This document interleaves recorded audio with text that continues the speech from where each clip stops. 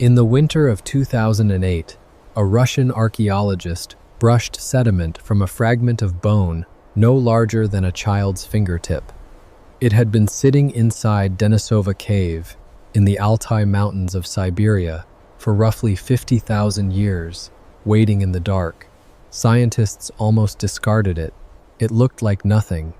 But when they extracted the DNA locked inside that tiny sliver and ran it through analysis, the results stopped the entire field of human evolution cold.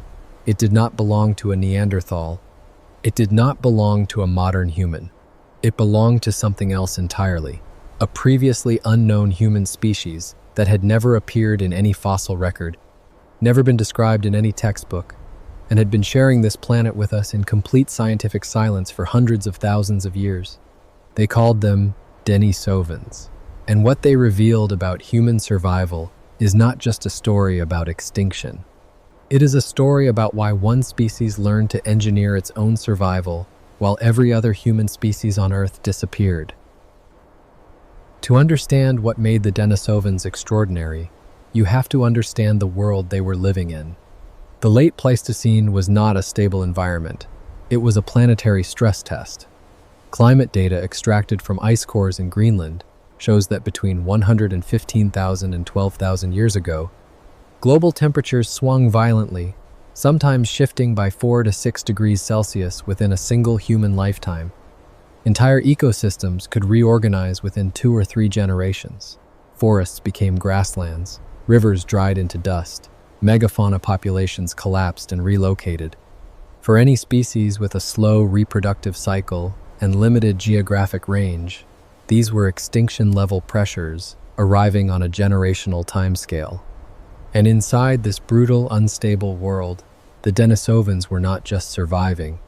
Genetic analysis shows they occupied one of the most geographically extreme ranges of any human species ever documented, from the frozen steppe zones of Siberia to the dense rainforest environments of Southeast Asia and the oxygen-depleted heights of the Tibetan Plateau at elevations above 14,000 feet, where the air contains roughly 40% less oxygen than at sea level.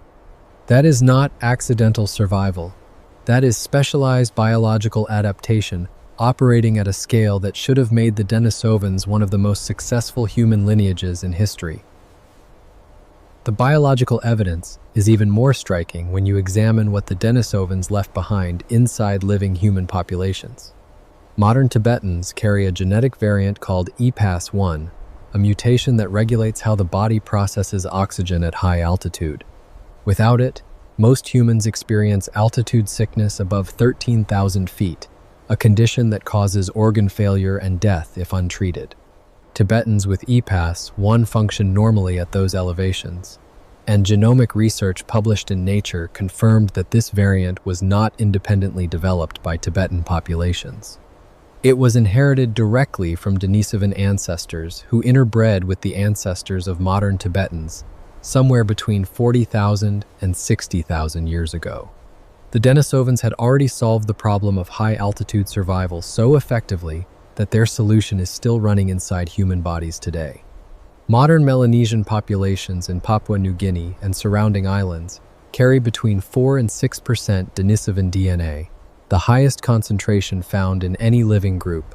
Some Southeast Asian populations carry Denisovan immune system variants that appear to improve resistance to specific pathogen families.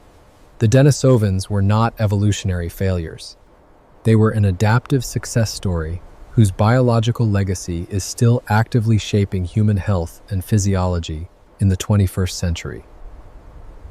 So the real question is not whether the Denisovans were capable. The evidence is overwhelming that they were. The real question is structural. Why did they disappear as a distinct population while Homo sapiens did not? And the answer, emerging from decades of paleogenomics research, points not to intelligence, not to strength, but to something more abstract and more powerful than either: population architecture.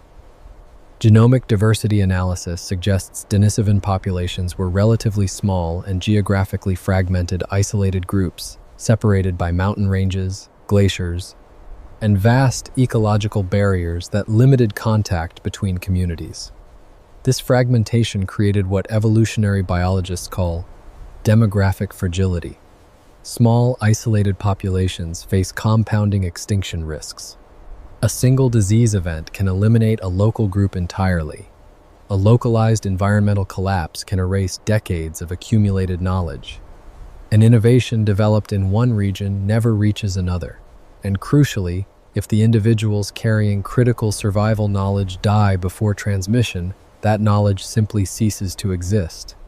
Meanwhile, archaeological and genetic evidence increasingly suggests that Homo sapiens was operating under a fundamentally different population model, one built not on isolation, but on connection. The archaeological record from this period contains a signal that most popular accounts of human prehistory completely overlook. Beginning roughly 80,000 to 100,000 years ago, the material culture of Homo sapiens starts showing patterns that have no precedent in earlier hominin history. Standardized stone tool designs appear simultaneously across geographic areas, separated by hundreds of kilometers regions, with no direct ecological connection. Ochre and pigment use spreads across southern Africa in ways that suggest coordinated symbolic behavior, rather than independent invention. Raw materials for tool production begin traveling extraordinary distances, obsidian, flint, and shell artifacts, appearing hundreds of kilometers from their geological origin points, carried through exchange networks that crossed multiple ecological zones. Perforated shells and geometric engravings appear in cave sites across North Africa, the Middle East, and southern Europe, within timeframes too narrow to explain through independent discovery. What this evidence describes is not a collection of isolated tribes. It describes the emergence of something closer to a distributed information network, a system where knowledge, materials, and symbolic meaning flowed between communities across vast geographic distances. This was not biology, this was infrastructure. The concept that captures what Homo sapiens was building during this period is called cumulative culture, and it may be the single most important evolutionary development in the history of life on Earth. Every other animal species, including our closest relatives, operates on a cultural baseline that resets with each generation. Individual chimpanzees can learn tool use, but the tools do not consistently improve across generations. Knowledge accumulated by one individual dies with that individual unless directly transmitted, and transmission is limited by proximity and lifespan. Homo sapiens broke this constraint. Through language, symbolic representation, and networked social structures, our ancestors created a system where knowledge did not just transfer, it compounded. Fire-making techniques improved not over thousands of years of random mutation, but over generations of deliberate refinement. Clothing construction became more sophisticated as accumulated experience with materials, insulation, and waterproofing built on previous generations' failures and successes. Hunting strategies grew more complex as ecological knowledge accumulated across communities and regions. Navigation techniques expanded as geographic information spread through exchange networks. The result was something that functioned like technological evolution, but operating on timescales thousands of times faster than genetic evolution. A mutation that improves cold tolerance might take 10,000 years to spread through a population. A technique for waterproofing animal hide can spread across a continent within a single human lifetime. Denisova cave itself provides the most remarkable physical evidence of what the transition between these two survival models actually looked like in practice. Archaeological analysis of the cave's sediment layers shows continuous human occupation spanning more than 200,000 years, with evidence of Denisovans, Neanderthals, and modern Homo sapiens occupying the same physical location across different time periods, and in some cases simultaneously. In 2018, researchers announced the discovery of a fossil that rewrote assumptions about prehistoric human interaction. A teenage girl, approximately 13 years old at time of death, whose mitochondrial DNA identified her mother as Neanderthal and whose nuclear DNA confirmed her father as Denisovan. First-generation hybrid. living proof that these were not species so separated by biology that contact was impossible. They were meeting, they were interacting, they were producing children together. Contact zones like Denisova Cave were not rare accidents. They were functional exchange hubs, where populations with different adaptive specializations traded genes, tools, and survival strategies. Human evolution was not a race between competing lineages. It was a merger, and Homo sapiens may have been the species best positioned to absorb and scale the innovations produced by every other human group it encountered. The Denisovans themselves demonstrated technical capabilities that should permanently retire any narrative about archaic humans as cognitively primitive. Tool assemblages from Denisova Cave show deliberate raw material selection, choosing specific stone types for specific functional properties, combined with multi-step production sequences that required planning, spatial reasoning, and fine motor control at a level comparable to modern human craftwork. One artifact in particular has become iconic in paleoanthropological discussions: a polished chlorodylite bracelet recovered from sediment layers dated to approximately 50,000 years ago. Analysis published in the Journal of Archaeological Science confirmed the bracelet required precision drilling using what appears to have been a rotating tool, a technique that demands controlled rotational mechanics, consistent pressure application, and an understanding of material properties under stress. At 50,000 years old, this is one of the most technically sophisticated artifacts ever recovered from that period anywhere on Earth. The Denisovans were not limited by intelligence or technical ability. They were limited by scale. Their innovations were real. Their solutions were effective. But without the network infrastructure to distribute those innovations across thousands of kilometers and dozens of communities, each breakthrough remained local. And local innovations are always one catastrophe away from permanent disappearance. This brings us to what may be the most important and least discussed concept in the entire story of human survival: redundancy architecture.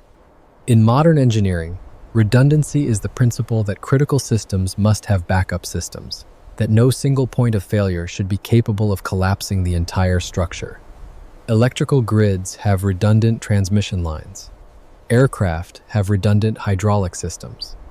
The internet was literally designed with redundancy as its foundational architecture, built to route information around failed nodes rather than collapsing when any single connection breaks.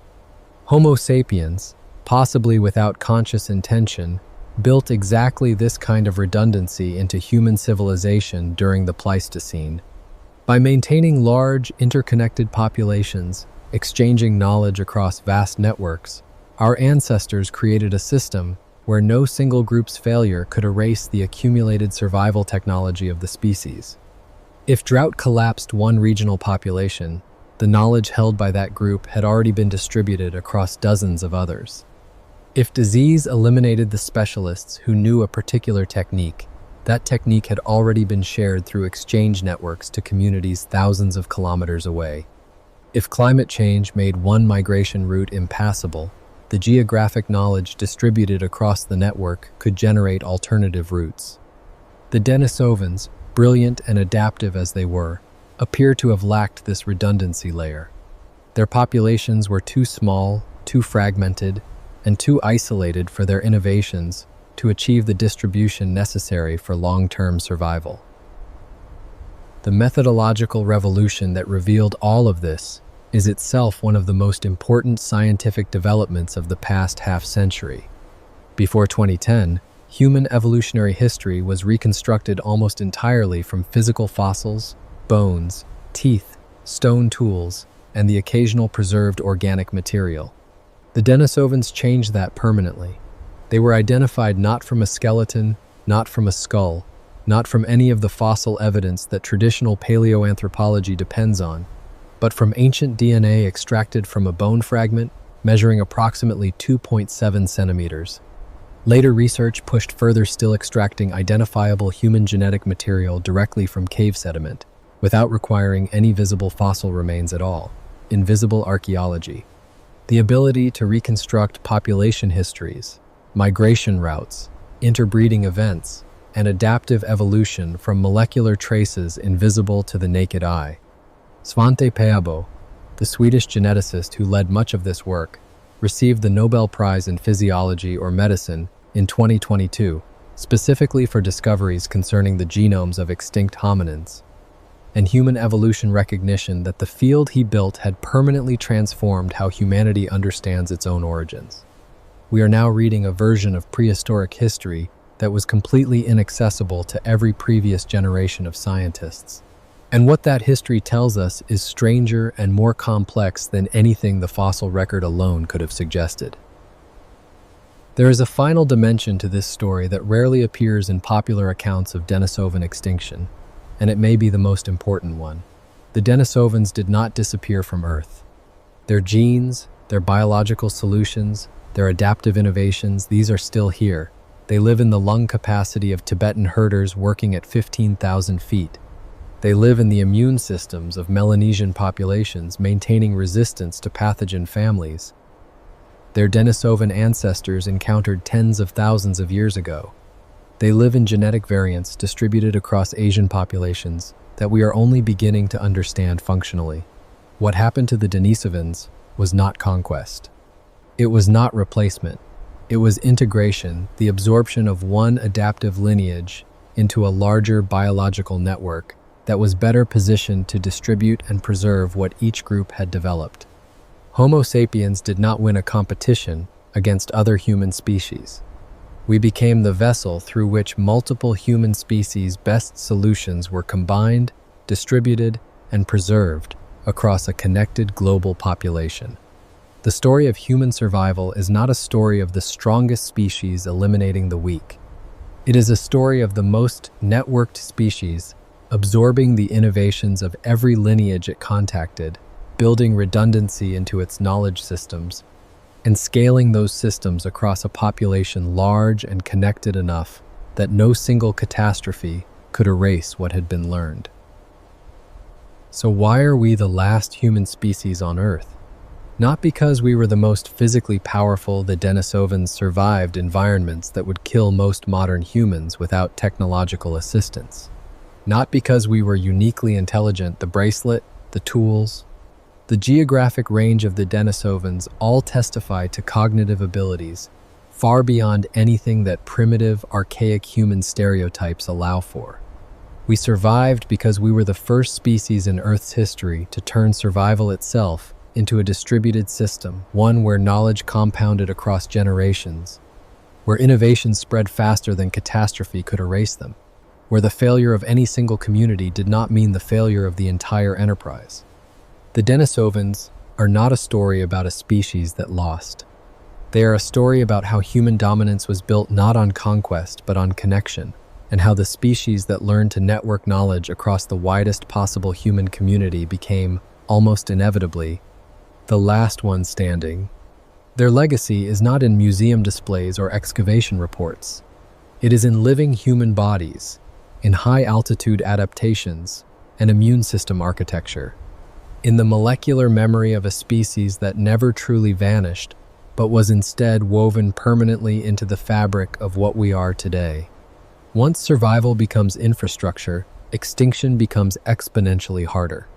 And that infrastructure, that networked, redundant, compounding system of shared human knowledge, is the most powerful survival technology the biosphere has ever produced.